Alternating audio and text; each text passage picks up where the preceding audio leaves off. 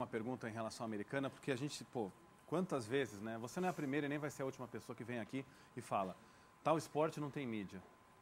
Tirando o vôlei, realmente, o vôlei que é o vôlei futebol, tem time fechando as portas não, sim, por falta de sem dúvida, mas tirando o vôlei, que agora está tendo até um acompanhamento maior, mas e o futebol, é muito difícil realmente que algum esporte sobreviva, porque jogar para estádios vazios, jogar realmente sem audiência televisiva, em termos de rádio também, espaços muito pequenos em jornal, realmente compromete qualquer planificação, qualquer tentativa de investimento por parte das empresas. Mas eu estou vendo a sua camisa bem patrocinada, né? São vários patrocinadores, felizmente, para a Americana, que é uma cidade muito próspera, muito importante do interior paulista. Eu queria que você falasse sobre esse trabalho que a cidade desenvolve. Eu estava lendo no site da equipe, quer dizer, há todo o envolvimento, né? A prefeitura também ajuda. Como que funciona esse trabalho de Americana, desde as categorias de base até vocês que formam o time profissional? A Americana, faz 5 anos que eu estou em Americana e de todos os times que eu passei aqui no Brasil é o mais bem estruturado. A gente tem cerca de 1000 meninas nas escolinhas lá, 5 professores, 5 técnicos desenvolvendo isso. A prioridade deles lá é a base.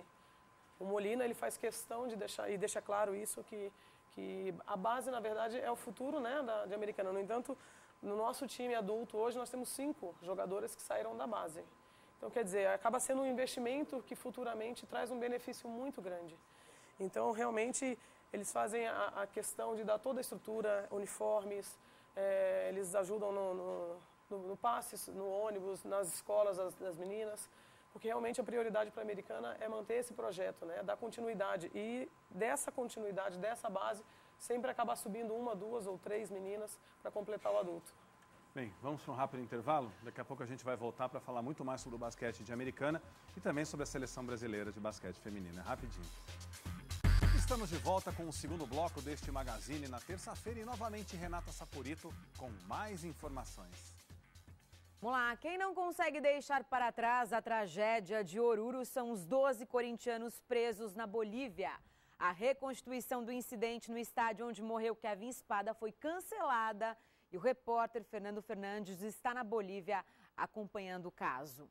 Eles estão presos há 48 dias e nesta segunda-feira viveram um momento de frustração.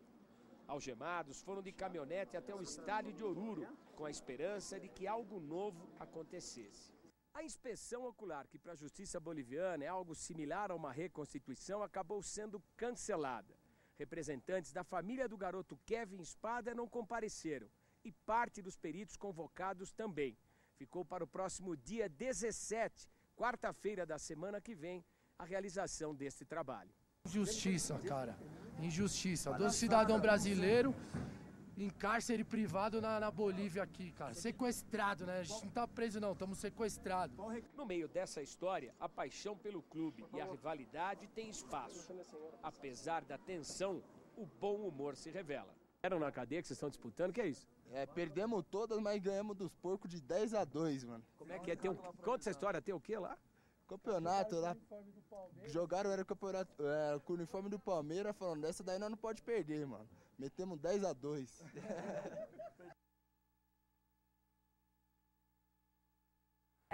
A gente estava aqui falando sobre isso, não dá nem, assim, não é engraçado, na verdade, né? Exatamente. Mas vocês estão falando o quê? Do pau de arara que está levando os torcedores? De tudo, de toda a situação. Ou do campeonato interno da prisão lá de Oruro? É muito triste mesmo, daqui a pouco a gente fala. Por falar em Corinthians e São José, os dois times irão se reencontrar nesta quarta-feira.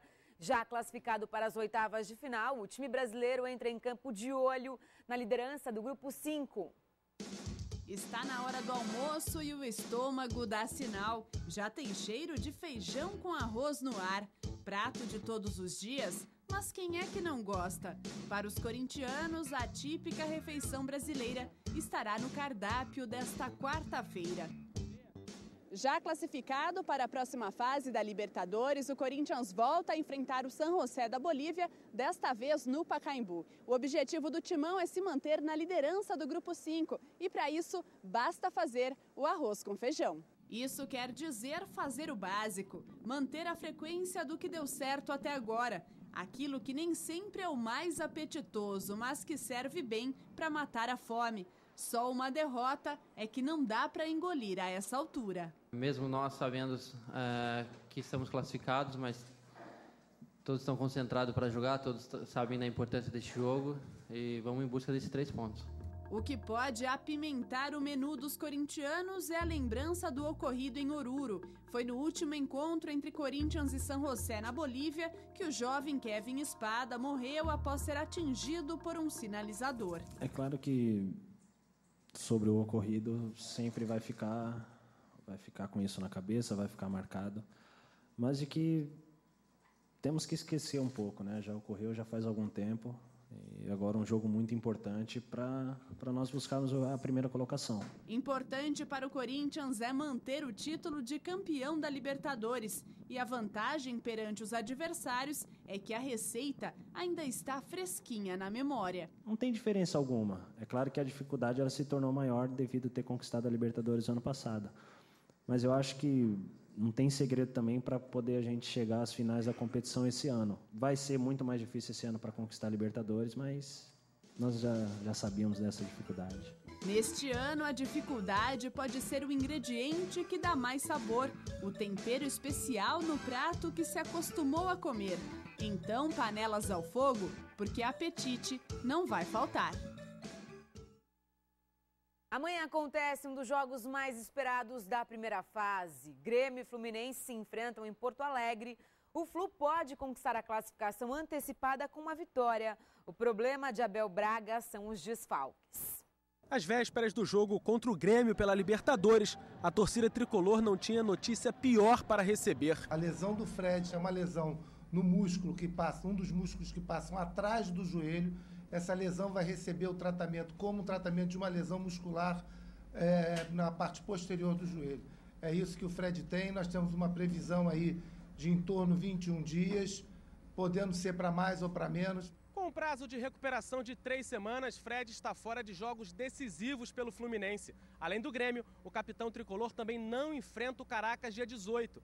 Vaga aberta para um jovem atacante. Vem o Maicon aí que tá a mil, tá fazendo os gols, tá tendo um momento, eu acho que único aí na carreira dele, é um garoto jovem. Temos que aproveitar. Se a gente perder o nosso capitão, a gente está vindo com o centroavante aí que está fazendo os gols. Os problemas de Abel Braga não se restringem ao artilheiro. Deco, Valência, Diguinho e Thiago Neves estão todos no departamento médico. Rainer e Wellington Nem também estão lesionados, mas têm mais chances de jogar nesta quarta-feira. Em meio a tantos problemas, o Fluminense tenta a vitória no Sul para garantir a classificação para a fase final da Libertadores com uma rodada de antecedência. É o jogo do ano para a gente. Nós vamos lá respeitando muito o Grêmio e vamos lá para tentar a vitória. A gente sabe que empatando lá a gente ainda é primeiro, mas vamos buscar a vitória. Mas sem o Fred, impressionante como um jogador num jogo como esse pode fazer tanta falta como ele vai fazer, eu tenho certeza absoluta, você não acha? Com certeza, Renata. Sabe o que também está fazendo muita falta ao Rio de Janeiro? Estádio. O estádio Mário Filho. Pois é, o estádio Mário Filho, que está fechado já há muito tempo, né? Agora com o Engenhão, o Rio de Janeiro ficou completamente sem opções de estádio, né? Eu estava lendo uma coluna muito interessante do Benjamin Bach, nosso companheiro de Lance, do jornal Lance, grande torcedor do Esporte Clube Corinthians Paulista, que disse com muita propriedade, eu gostei muito do que ele falou, que as finais do Cariocão deveriam ser realizadas no Pacaembu. O que você acha? Não é uma boa ideia? Boa ideia, teria público. Exatamente. Mais que no Rio. Com certeza, porque além de inúmeros cariocas residirem aqui em São Paulo, eu iria com certeza assistir um Fluminense e Botafogo, que tem tudo para ser a final do Campeonato Carioca, caso o Fluminense vença a Taça Rio. Não é verdade? Você já viu um jogo do Flamengo com menos de 1000 pessoas, Marcelo? Como teve em agora? qualquer lugar Não, do país, né? Jamais. Jamais. Não pode, né? É verdade. Thiago, está no ponto a foto do Maraca, Thiago? Vamos ver agora como ficou o Maracanã, que agora recebeu a sua cobertura, né, nessa terça-feira. Finalmente, né, a gente vê aí a imagem do estádio Mário Filho e terminou nessa terça-feira o trabalho de instalação das lonas de cobertura do Maracanã. Esse trabalho começou em meados de dezembro e no dia 27 de abril o estádio vai receber um evento teste para a Copa das Confederações. Pelo menos agora a gente está vendo o estádio bonito, né? Eu lembro daquela imagem bizarra, né, no final do mês passado, daqueles operários tirando a chuva da cobertura do Maracanã, né, e brincando na água. Isso não pode acontecer, né, Fernando? Não pode. E cidade como o Rio de Janeiro não tem estádio, já é uma situação completamente absurda, né? Pelo menos o Maracanã, a gente está vendo a imagem, está bonito, né? A cobertura hoje foi realmente concluída. E esse evento teste, Marcelo, Renata, os amigos do Ronaldo contra os amigos do Bebeto, né? Um amistoso que vai acontecer lá no Rio de Janeiro, o Maracanã, que vai sediar a final da Copa das Confederações no dia 30 de junho, a gente espera com o Brasil. Verdade, sem dúvida o mais charmoso, o mais carismático estádio do mundo, ao lado de Wembley, felizmente para nós brasileiros, né, Renato? Estará de volta recebendo as grandes partidas. Vamos falar um pouco de basquete mais, vou falar agora sobre a seleção brasileira com a Carla, 3 Olimpíadas nas costas, e agora o Zanon assumindo a seleção brasileira de basquete feminino. Pergunto você, queria toda a sua sinceridade, porque nesses últimos anos, muitos treinadores já passaram pela seleção, né? O último deles foi o Taralo, cujo contrato venceu em dezembro e o contrato não foi renovado. O problema da seleção brasileira de basquete feminino é o treinador? Tudo fácil. Super, né? Bom, não sei, eu acho que um pouco de filosofia, talvez, entendeu? Eu acho que, de repente, é o que foi colocado, às vezes, para o basquete feminino anteriormente e não estava dando muita liga, que a gente diz, né? Então, eu acho que o Zanon está vindo agora para mudar um pouco isso. Ele vem de uma escola masculina e ele implantou em Americana muita coisa que para a gente antes era um bicho de 7 cabeças. Então ele quebrou vários rótulos, ele quebrou muita coisa que para o feminino antigamente era impossível de acontecer. Então acho Quais rótulos? Por exemplo, o feminino ele tem muito daquele nhen, briga aqui, aí a outra fala ali. Com ele não, é preto no branco, resolve ali, a gente começa o treino logo, vamos parar com essa frescura. Então ele fala pra gente, ai, minha cutícula, ai, minha sobrancelha, para logo com isso, vamos treinar. Então eu acho que a gente acaba ganhando mais tempo para resolver as coisas que são dentro de quadra. Então eu acho que é um pouco da filosofia dele de treinamento, do que ele acredita. Ele é um vencedor, ele faz com que a gente acredite nisso o tempo todo. É um cara que busca sempre vencer. Então, eu acho que ele mudou um pouco a nossa cabeça, o nosso modo de pensar, de agir, de treinar. Por exemplo, ele fala que quando ele chegou em Americana, todo mundo arremessava bem de pertinho, que o feminino, na linha de 3, ficava um dedo da linha de 3. E hoje em dia não, hoje em dia todo mundo chuta de longe com a maior naturalidade. Então, é aquela coisa de você treina, você acredita, você vai lá e faz. Então, ele está trazendo isso para o basquete feminino e, com certeza, vai mudar muita coisa. O Brasil tem uma geração, né, de jogadoras que ainda conseguem jogar em grande nível, principalmente, né, na WNBA. Tivemos Érica, Adrianinha, a própria Ziane, campeãs da WNBA, inclusive.